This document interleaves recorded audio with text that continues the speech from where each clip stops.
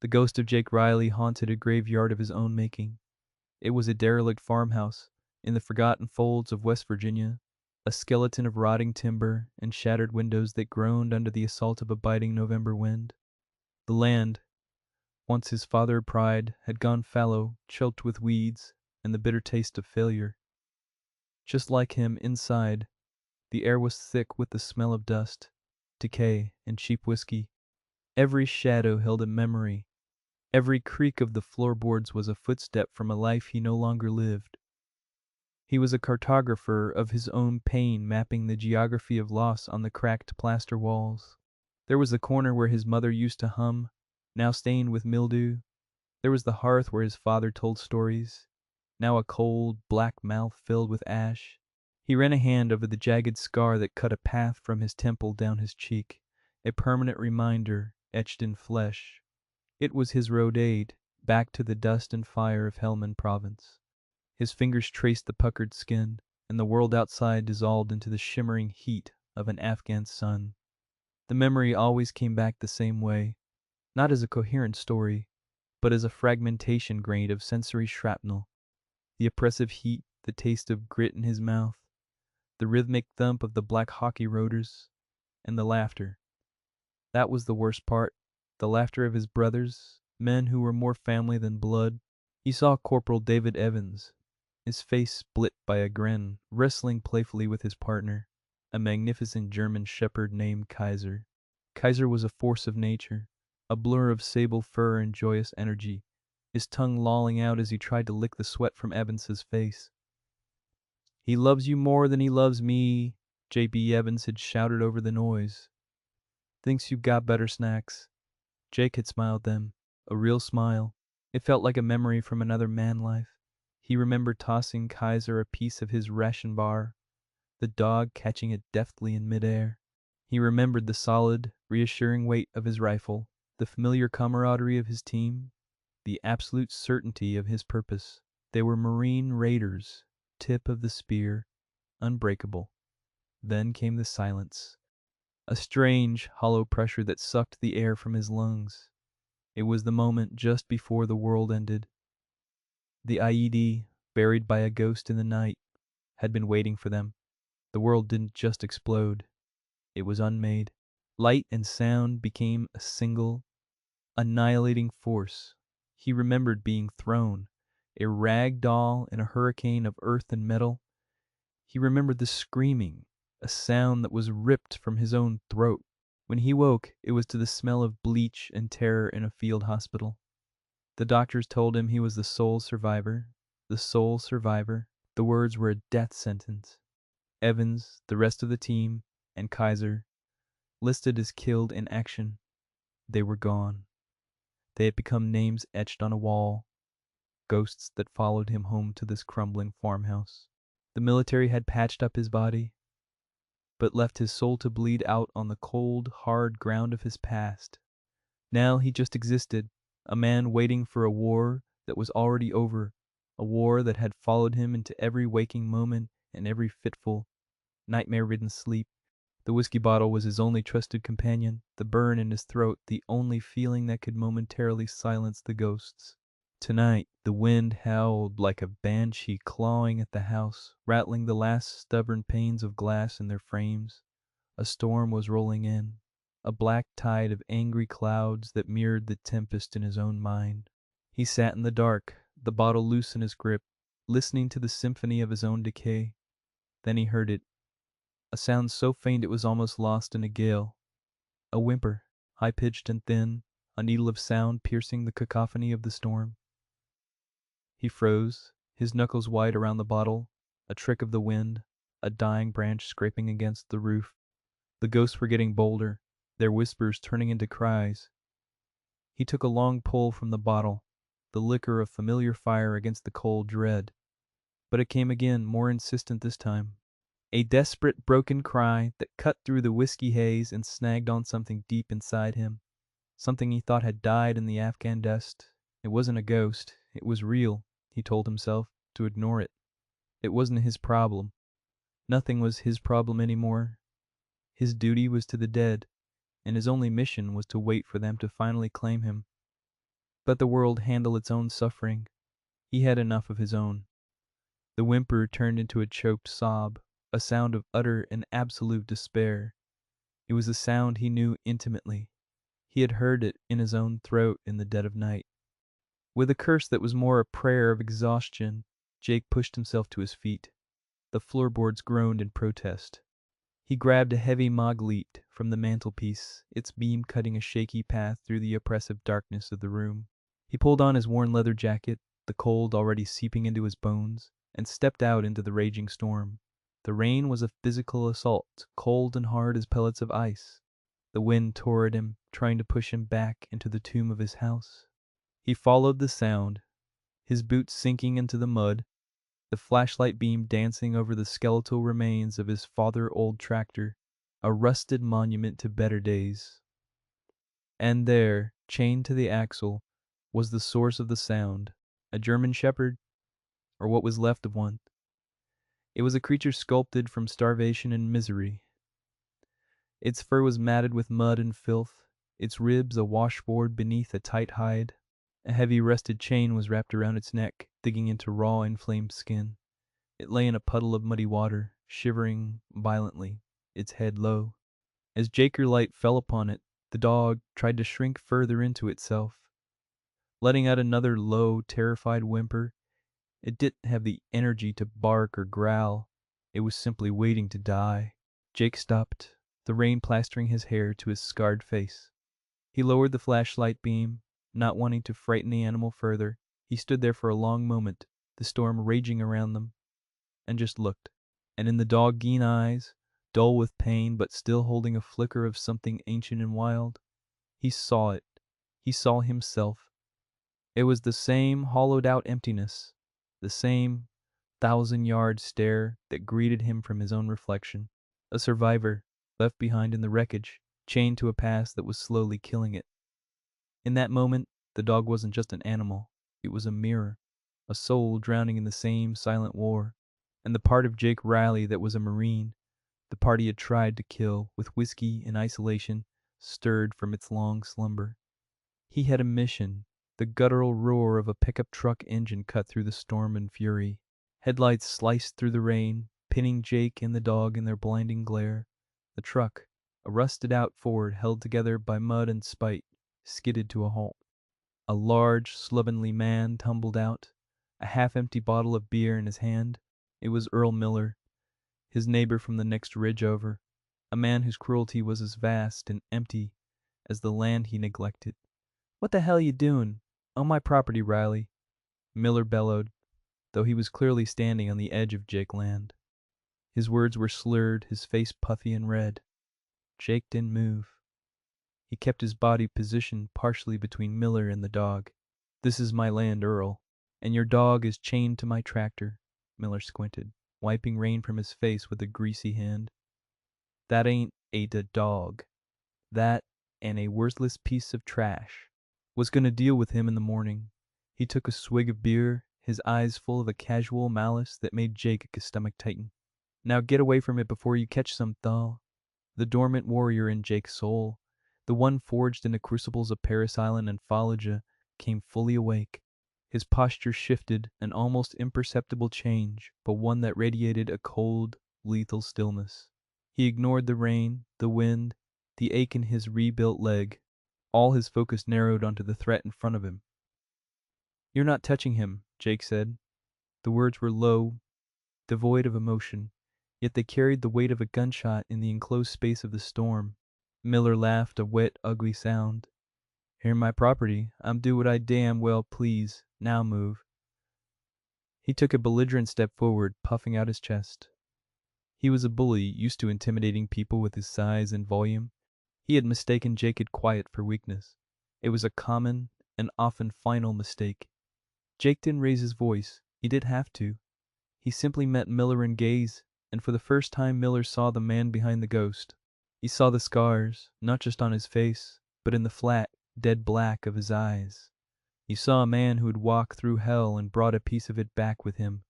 The air crackled with a sudden, palpable danger. Miller in drunken bravado evaporated like steam. He had stumbled into a predator territory.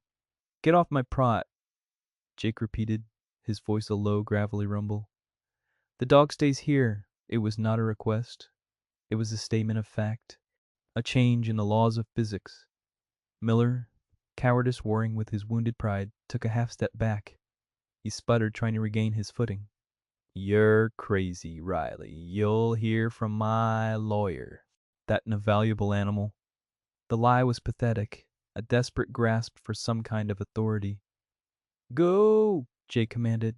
Miller scrambled back into his truck, fumbling with the keys. He shot one last hateful glare at Jake before peeling away, tires spitting mud and gravel. The red taillights vanished into the black, leaving Jake alone again with the dog in the storm. He turned his attention back to the shivering animal. The confrontation had been the easy part. This would be harder. He knelt in the mud, ignoring the cold water soaking through his jeans. He made himself small, non-threatening. He kept the flashlight beam pointed at the ground, casting a gentle, indirect light. Aye, he whispered, his voice hoarse. Okay, hang on. The dog flinched, pressing itself harder against the cold steel of the tractor. Its breathing was shallow, ragged. Trust was a foreign country it had been exiled from long ago. Jake didn't move closer. He just sat there in the rain, letting the dog get used to his presence. He started talking, his voice a low, steady murmur, the way he used to talk to new recruits on the verge of breaking. He talked about the rain, about the cold, about nothing at all. He just filled the space with a calm sound, a counter-rhythm to the storm and violence, after what felt like an hour. The dog bend, shivering, lessened almost imperceptibly. It lifted its head a fraction of an inch, its dark eyes watching him with a weary, cautious intelligence. Slowly Jake reached into his jacket and pulled out a small sealed packet of jerky he always kept with him, a habit from the field he had never broken. He ripped it open with his teeth and placed a piece on the ground a few feet from the dog. Then he retreated, sitting back on his heels. The dog watched the jerky, its nostrils twitching. The scent of food was a powerful argument against its fear. Minutes stretched into an eternity. Finally, with painstaking slowness, it stretched its neck out and snatched the jerky, devouring it in a single gulp. Jake put down another piece, a little closer this time, and so it went. A slow, patient negotiation across a battlefield of trauma. When the jerky was gone, Jake knew it was time. He pulled a pair of bolt cutters from the tractor gear rested to a box. The dog tensed as he approached, a low growl rumbling in its chest. Easy now, Jake soothed, moving with a liquid grace that belied his injuries. Just going to get this thing off you. I prawns. He positioned the cutters, trying to shield the dog-bin eyes from any potential sparks. He spoke to it the entire time, his voice a constant, reassuring presence. With a loud snap, the chain fell away.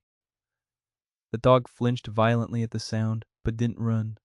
It had nowhere left to run to. Gently, carefully, Jake slid his arms under the dog-bean emaciated body. It was shockingly light, a fragile frame of bones.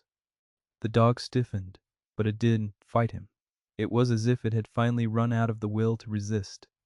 As Jake lifted him, the dog let out a soft sigh and collapsed against his chest. A final surrender.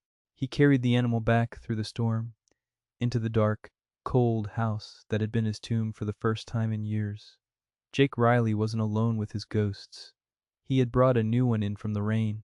Inside, he laid the dog on a pile of old blankets near the cold hearth. The animal was too weak to stand. Jake worked by the light of a single kerosene lamp, its flickering glow casting long, dancing shadows on the walls. He gently cleaned the mud from the dog-bean coat with a warm, damp cloth. The work was slow, methodical. With each gentle stroke he felt a layer of his own numbness peel away. As he cleaned around the dog's neck, freeing the matted fur from the raw wound left by the chain, he found something. A small faded tattoo, almost invisible in the dark fur of the dog-bean right ear. It was a series of letters and numbers. He squinted, leaning closer. It was a military identification code. A cold dread, sharp and familiar, coiled in his gut. This wasn't just some stray Miller had picked up. This was a military working dog. A fellow veteran abandoned and left to die. The injustice of it was a physical blow. He looked at the dog, now breathing more steadily. and saw not just a reflection of his own pain, but a reflection of his own service. He continued his work, his hands more gentle than they had been in years. He discovered a long, jagged scar running along the dog Ben flank, silvery and old.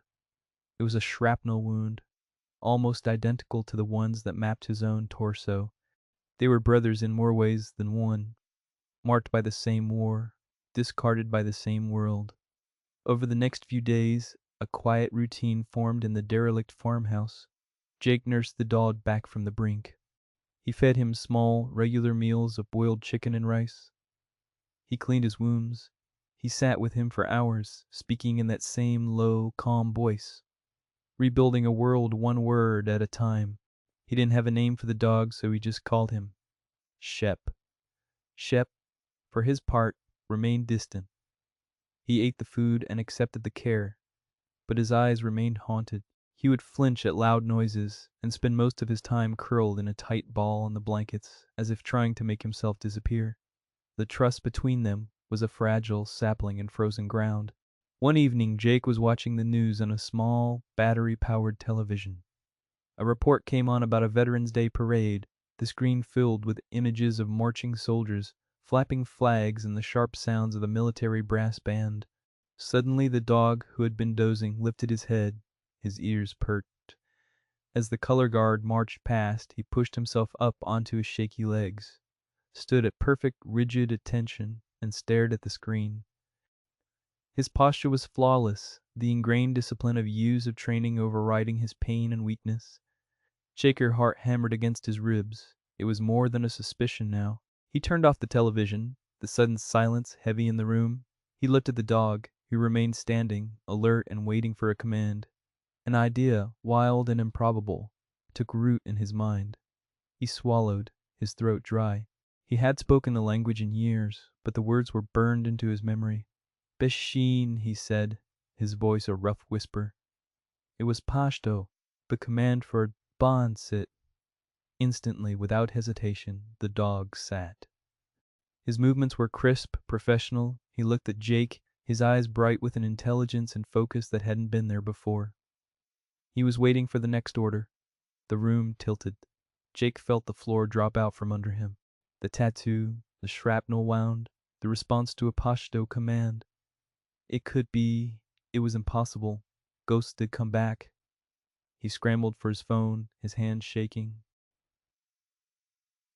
He had one contact left from his old life. A tech sergeant in Intel Haiti pulled out of a firefight once. A man who owed him a favor. He punched in the number, his breath held tight in his chest. The voice on the other end was cautious, surprised to hear from him. Jake didn't waste time with pleasantries. He read the tattoo number from the dog bannier. I need you to run this. It in an MWD ID. I need to know who he was. Jake, I can. Just that, then classified information? Do it, Jake said, his voice leaving no room for argument. Pleat. The silence on the other end stretched for an eternity. He could hear the clicking of a keyboard, then a sharp intake of breath. Jesus, Riley, where did you find this dog? Just tell me, Jake demanded, his voice cracking. Namerin Kaiser, German Shepherd, specialized in explosives detection. Handler was Corporal David Evans. The sergeant paused. According to this file, M.W.D. Kaiser was declared K. Same-eyed incident as the rest of your team in Helmand. 5 years ago. The phone slipped from Jake and numb fingers and clattered to the floor. The room spun. He stared at the dog, who was still sitting at attention, watching him with an unwavering gaze. It wasn't Shep. It was Kaiser. His dead friend, the partner, the dog he had watched die in a storm of fire and shrapnel. A ghost, returned from the grave. A living, breathing piece of the past he had tried so hard to bury. This changed everything. It was no longer a rescue. It was a sacred duty. He had to protect him. He owed it to Evans. He owed it to them all. Jake, a world which had been shrinking for 5 years, suddenly expanded with a terrifying, singular purpose. But he was the only one who had recognized Kai's Ren value. Miller, the cowardly bully, had seen the tattoo in the brief moment before Jake had chased him off, humiliated and greedy. He could done some research of his own. He didn't know the dog's name or history, but he knew military dogs were valuable. He made a call to the kind of people who deal in stolen, high-value assets. The kind of people who had sold the dog to him for a pittance in the first place. 3 nights later, the peace was shattered. Kaiser was the first to know. He was sleeping at the foot of Jacob's bed when his head snapped up, a low, guttural growl rumbling deep in his chest. Jake was awake instantly, his combat instincts, honed by years of sleeping, on the edge of death, screaming that something was wrong. He swung his legs out of bed, grabbing the shotgun he kept propped against the wall. He moved to the window, peering through a crack in the grime-caked glass. 2 sets of headlights were creeping up his long unpaved driveway. Their beams off, they were using the faint moonlight to navigate. Amateurs would do that. These were professionals. Stay, Jake whispered to Kaiser, his hand resting for a second on the dog bin head. Kaiser whined, but obeyed. Sinking into a low crouch, his muscles coiled like springs. Jake moved through the darkened house, a phantom in his own home. He knew every creaky floorboard, every broken latch. The house of decay, once a symbol of his failure, was now his greatest tactical advantage. He heard the quiet crunch of gravel as 2 vehicles, a panel van and a dark sedan, came to a stop. Car doors opened and closed with practiced silence. He counted 4 shadows detaching from the vehicles. They were armed, moving in a practiced formation, spreading out to surround the house. They weren't here to talk. They were here to take Kaiser, and they would leave a witness. The war had come home, and for the first time in 5 years, Jake felt a chilling, familiar clarity. The ghosts in his head went silent, replaced by the cold, sharp focus of the mission. Survive, protect the asset, eliminate the threat. The first man tried the back door, expecting a simple lock. Jake had braced it with an iron bar. The man grunted in frustration, then lowered his shoulder to breach it. It was the opening Jake needed. He fired the shotgun through the flimsy wood of the door. The blast was deafening in the enclosed space, the buckshot punching through the door, and the man on the other side, a strangled cry, then silence. One down. The night erupted. Contact rear. Someone shouted. Gunfire stitched across the back of the house, shredding wood and plaster. Jake was already moving, dropping low, using the chaos as cover. He scrambled into the living room, taking up a position behind a heavy, overturned oak table. A second attacker shattered a front window and tried to climb through.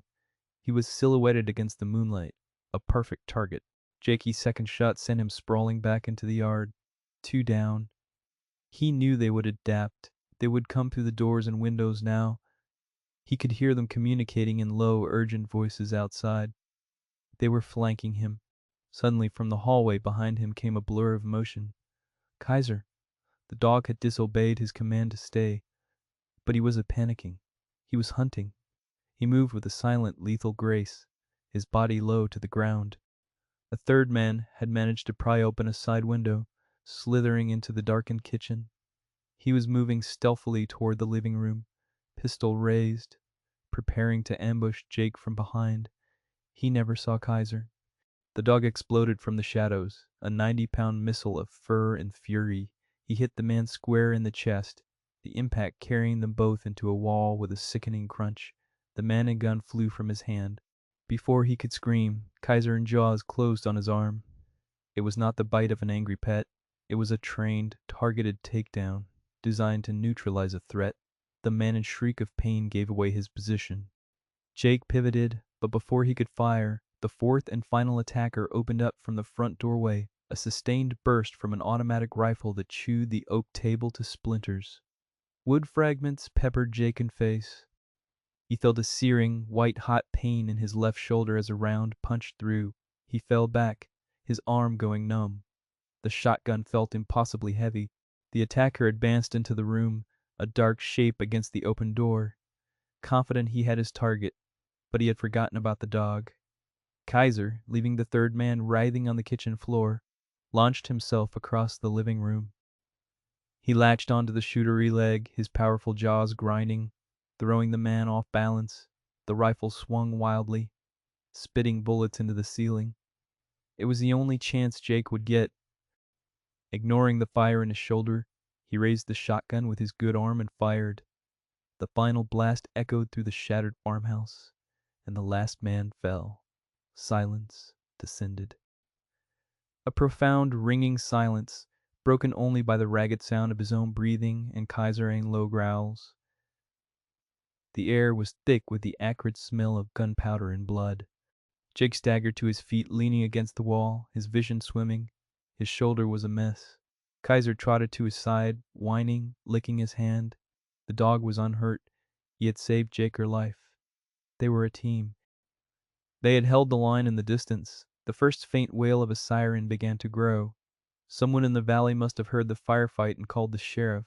Jake looked at the carnage, at his bullet-riddled home, and knew this was a fight he could win on his own. He was a wounded veteran who had just killed 4 men. No one would believe his story. They would take Kaiser away. They would lock him up. He had survived the battle, only to lose the war. The flashing lights, red and blue, painted the torn-up yard in chaotic strokes, but it wasn't the local sheriff department that rolled up the driveway. The led vehicle was a sleek black sedan, followed by 2 unmarked government LCVs. They moved with an efficiency that screamed federal authority. A man in a perfectly tailored suit stepped out of the sedan, his face impassive. But it was the man who emerged from the passenger side who made Jake breath catch in his throat. He was older now, his hair gray at the temples, but his uniform was immaculate, the silver eagle on his collar gleaming in the flashing lights. It was Colonel Matthews, his old commanding officer, the man who had given him the medal for the action that had cost him his team and his soul. Matthews' eyes swept over the scene. The bodies, the wrecked house, Jake leaning against the wall bleeding, with a German shepherd standing guard at his side. His expression didn't change, but a flicker of something, recognition, understanding, passed through his gaze. Ryle, the colonel said, his voice the same calm, authoritative baritone Jake remembered from 100 mission briefings. Looks like you've had a busy night. Jake can contact the intel sergeant. Had just given him the information. Alarmed by the file, Higu pulled up. He had kicked it up the chain of command all the way to Colonel Matthews. The colonel had been on his way the moment he heard. Matthews walked into the house, stepping over the debris with a practiced ease. These men, he said, gesturing to the bodies. They are part of a syndicate that specializes in trafficking stolen military assets. We've been hunting them for years. MWDs, weapons, night vision, you name it. Kaiser was one of their. He explained the impossible story. Kaiser had been killed in the blast. He'd been thrown clear, grievously wounded, and found by insurgents. They saw his value and sold him. He'd been passed through the dark underbelly of the black market for 5 years, a ghost in the system, eventually ending up in a dogfighting ring before being sold off as a worthless broken animal to a lowlife like Miller. As the colonel spoke, an elderly man was helped from one of the SUVs. He was frail, his back bent with age, and he leaned heavily on a cane. His face was eroded out of grief, his eyes holding a sorrow so deep it seemed ancient. J. Matthews said softly, "This is Mr. Evans, Corporal David Evans. Father." The old man and gaze fell upon Kaiser, his breath hitched. He had refused to believe the official report. For 5 long years he had petitioned the Marine Corps, spent his life savings, hiring private investigators, chasing every rumor, all in the desperate hope of finding the last living piece of his son. It had become his final wish, the one thing keeping his tired heart beating. Is it really him?" Mr. Evans whispered, his voice trembling. At the sound of his voice, something shifted in Kaiser. The dog-bin ears twitched. He took a hesitant step forward, then another, his tail giving a single tentative wag. He limped toward the old man, his head cocked, sniffing the air. He stopped at Mr. Evans's feet and looked up. A flicker of a long dormant memory, of a kind voice, and a gentle hand from a life before the fire and the pain sparked in his mind. Mr. Evans slowly, shakily knelt down. Tears streamed freely down his wrinkled cheeks. "Kaisi," he choked out. My boy and dog!" Oh, thank God! Kaiser whined softly and nudged his head under the old man in hand. He licked away the tears. Mister! Evans wrapped his arms around the dog Ben neck, burying his face in his fur, his body shaking with 5 years of pent-up grief and a final, heartbreaking relief.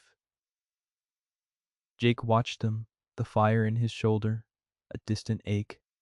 The iron walls around his heart, built brick by painful brick over 5 years of isolation, began to crumble. He had just saved a dog. He had answered a fathered prayer. He had fulfilled a final duty to his fallen brother, David Evans. In the middle of the carnage and the flashing lights, a profound sense of peace settled over him. The ghosts were finally quiet. Colonel Matthews put a hand on Jake Good's shoulder. The official story will be that this was a joint agency sting operation. You are an asset assisting us. These men died resisting arrest. He looked around the wrecked house. The Marine Corps has funds for veterans in situations like this. Would see to it your home is rebuilt. He looked from Jake to the dog, now resting his head peacefully in the old man's lap. A warrior like Kaiser belongs with a warrior like you. We make sure the paperwork reflects that. Here home. 6 months passed. The harsh West Virginia winter gave way to a vibrant, hopeful spring. The sun shone down on a farmhouse that was no longer a skeleton. It had been rebuilt, its new timbers strong, its windows clear and bright. The land around it was no longer choked with weeds, but tilled and planted, neat rows promising a future harvest. Jake Riley was in the yard, his face no longer a pale mask of despair. The sun had browned his skin, and the haunted look in his eyes had been replaced by a calm, steady light. The scars were still there, a part of his story, but they no longer defined him. He was throwing a worn tennis ball for a pack of dogs, 3 other rescues he had taken in from the local shelter, giving them a second chance he now knew was possible. At his side, watching with regal contentment, sat Kaiser. The dog Bincoat was thick and glossy, his body strong and muscled. The haunted look was gone from his eyes too, replaced by an unwavering, fierce loyalty. He was Jake a Shadow, his partner, his brother, Mr. Codd. Evans sat on the newly built porch, a gentle smile on his face as he watched them. He visited every weekend, the joy of seeing his son dog happy and whole a balm for his grieving heart. He and Jake rarely spoke of the past. They didn't need to. They shared a quiet understanding, a bond forged in loss and redeemed by loyalty. Jake threw the ball one last time.